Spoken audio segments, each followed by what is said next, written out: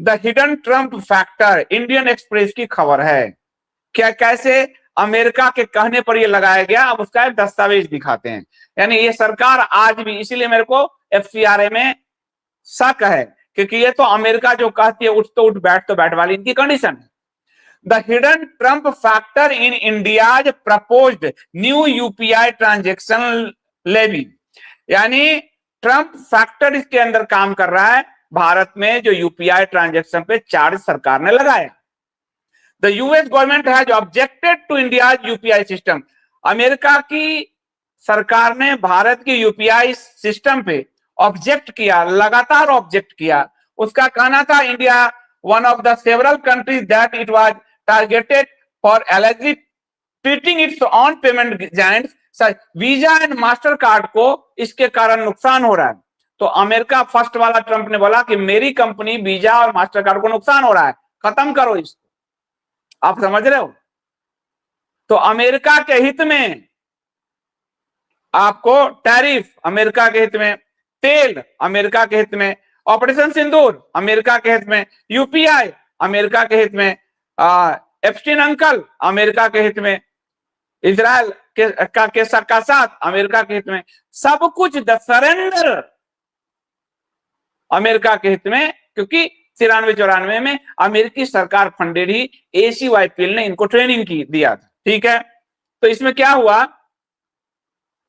अब इसमें देखिए विपक्ष ने भी इस मुद्दे को उठाया है कि ये क्या है, अमेंडमेंट जो है द पेमेंट, ये पूरा आपको बताया मैंने। और ये आपको अब इसमें कहा जा रहा है कि भाई किसी को तो आरबीआई के अध्यक्ष गवर्नर ने कहा कहीं तो चुकाना पड़ेगा, फ्री कब तक रहेगा। सुन लीजिए आप, तो यूपीआई तुम्हारा चेकबुक बच गया, चेकबुक की प्रिंटिंग बच गई, तुम्हारे एटीएम का कॉस्ट बच रहा है, कितने एटीएम बंद हो गए, वो कॉस्ट क्या जा रहा है तुम्हारे, वो कहां जा रहा है। तीसरा कि सरप्लस पैसा, ये जो अभी जयराम रमेश ने एक बहुत अच्छी बात कही 25-26 में भारतीय रिजर्व बैंक ने केंद्र सरकार को 2.86 लाख करोड़ का सरप्लस ट्रांसफर किया है। आरबीआई ने 2.25 लाख करोड़ से ऊपर भारत सरकार को दिया, सरप्लस अमाउंट आरबीआई के पास है। उस सरप्लस अमाउंट से आप आम जनता के यूपीआई के खर्च में 3-4 हजार करोड़ खर्च नहीं कर सकते हो। 2.86 लाख करोड़ सरप्लस अमाउंट सरकार को तो दे रहा हो लुटाने के लिए, अपने मुंह पे प्रचार पे छापने के लिए और SC ST और संख्यकवाद करने के लिए। लेकिन ये पैसा 3-4 हजार करोड़ जो खर्च आ रहा है वो नहीं दे सकते हो।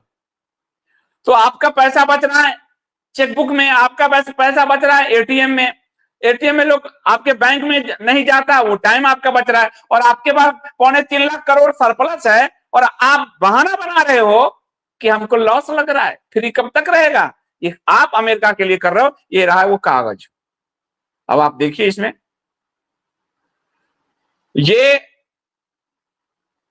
अमेरिका ट्रेड रिपोर्ट अभी अभी जारी हुआ है, इस यूपीआई से पहले अमेरिकन ट्रेड रिपोर्ट जारी हुआ है। जयराम रमेश ने आरोप लगाया है कि United state trade representative USTR 2026 की एक रिपोर्ट आई है। USTR मतलब यूनाइटेड स्टेट ट्रेड रिप्रेजेंटेटिव, जिसमें अमेरिका ने खुले तौर पर शिकायत किया कि भारत अपने यूपीआई और रुपए फ्री होने के कारण हमारे वीजा और मास्टर कार्ड जैसी अमेरिकी कंपनी को बाजार से बाहर होना पड़ रहा है। अमेरिका की कंपनी बाहर हो रही है, इसलिए इन्होंने लगाया है।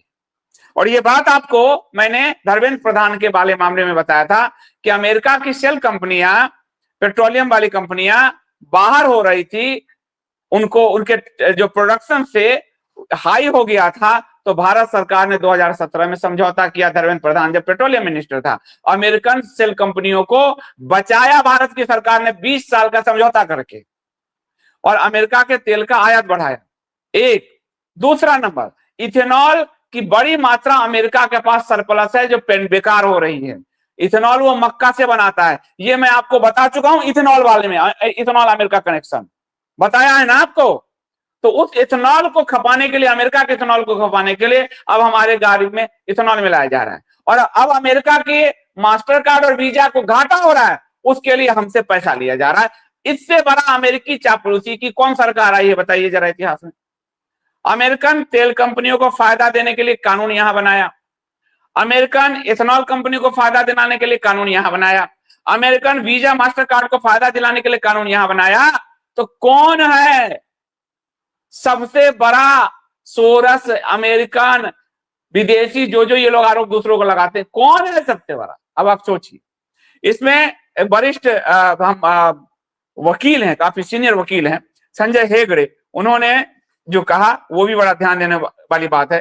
संजय हेगड़े जो कहते हैं, संजय हेगड़े ने इसको खुला और डिटेल किया कि यूएसटीआर की रिपोर्ट, भारत सरकार अपनी डिजिटल नीतियों को अमेरिकी कॉर्पोरेट घरानों के फायदे के मुताबिक ढालने जा रही है। यूएसटीआर की 2026 की रिपोर्ट में सीधे सीधे यह आरोप लगाया गया था कि भारत सरकार की जीरो एमडीआर नीति यानी मुफ्त यूपीआई अमेरिकी payment company visa master card के खिलाफ एक अनुचित व्यापारिक बाधा है। अमेरिकी दबाव यह था कि यदि यूपीआई मुफ्त रहेगा तो अमेरिकी कंपनियां भारत में मुनाफा नहीं कमा पाएगी।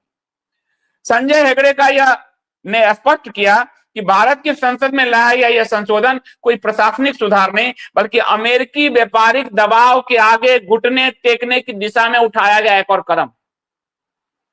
इससे बड़ा अमेरिकन सरकार का पिछलग्गू कौन होगा भाई? इतना उदाहरण दे दिया है, तभी दूसरों को कहो सोरस का एजेंट है, अमेरिका का एजेंट है। सबसे बड़ा एजेंट तो भैया देख लीजिए कौन है।